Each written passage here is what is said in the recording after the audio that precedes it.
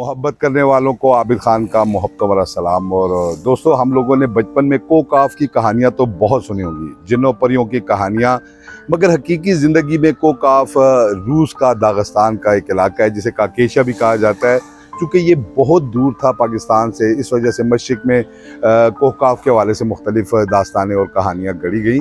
मगर मैं आज आपको कोकाफ के एक ऐसे शख्स की कहानी सुना रहा हूँ जो पाकिस्तान आया और पाकिस्तान आकर उसने दो अजीम इमारात डिज़ाइन की। उसमें एक मीनार पाकिस्तान है और एक कज़ाफ़ी स्टेडियम।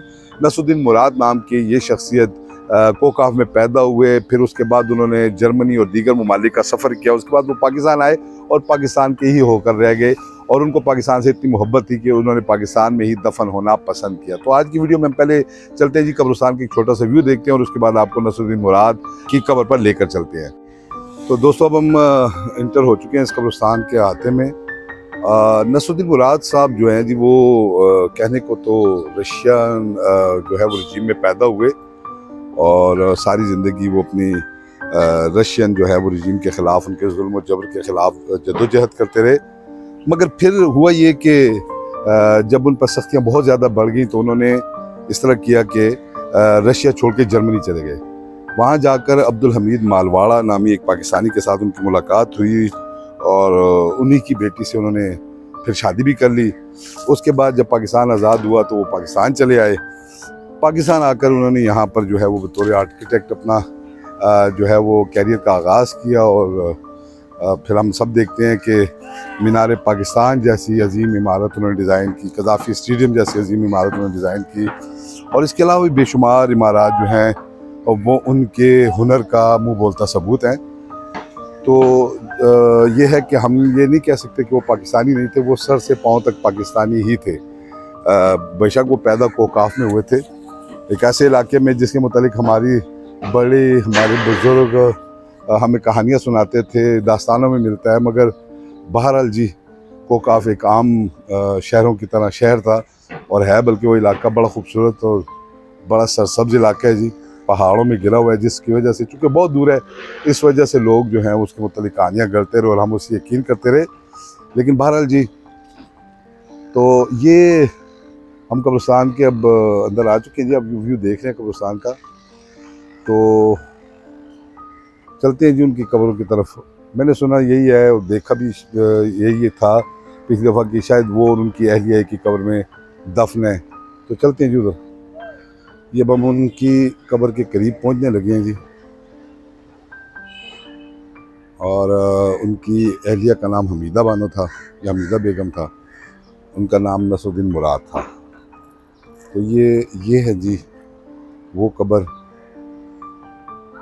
जिसे हम कह सकते हैं कि ये उस अजीम शख्स की कब्र है, उसकी अहलिया की कब्र है, हमीदा मुराद खान और नसरुद्दीन मुराद।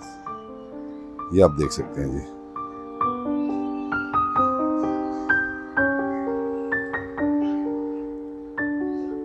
जी तो दोस्तों, मैं इस वक्त नसरुद्दीन मुराद और उनकी अहलिया हमीदा बेगम की आखिरी आरामगाह पर मौजूद हूँ। ये दोनों मियाँ बीवी एक ही कब्र में जो है वो आसूदा खाक हैं। 1904 में पैदा हुए और 1970 में तकरीबन 66 बरस की उम्र में उनका इंतकाल हुआ।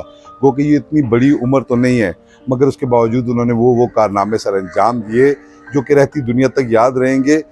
जब रशिया के कब्ज़े में था दागिस्तान का केशिया या कोकाफ, उस वक्त इन्होंने इंतहाई हुर्रियत पसंदाना जो है वो किरदार अदा किया और मुसलसल अपने लोगों की फलाह बहबूद के लिए काम करते रहे, जिसकी वजह से ये मुतअद्दिद बार कैद व बंद की सोबतें भी इन्हें बर्दाश्त करनी पड़ी। और बिलावजह जब इनकी कैद व बंद का सिलसिला बढ़ता गया तो उसके बाद ये जर्मनी चले गए। जर्मनी जाकर उन्होंने बतौर सिविल इंजीनियर अपने कैरियर का आगाज़ किया।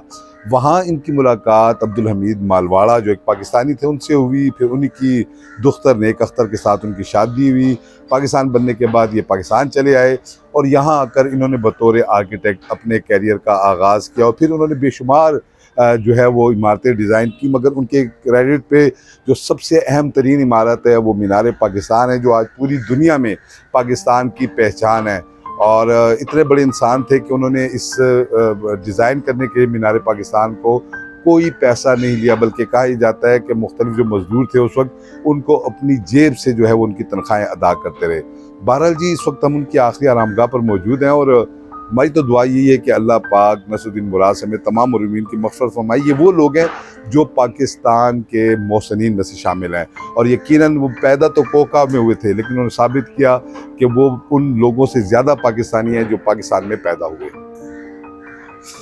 बिस्मिल्लाहिर्रहमानिर्रहीम। अल्हम्दुलिल्लाह रब्बिल आलमीन।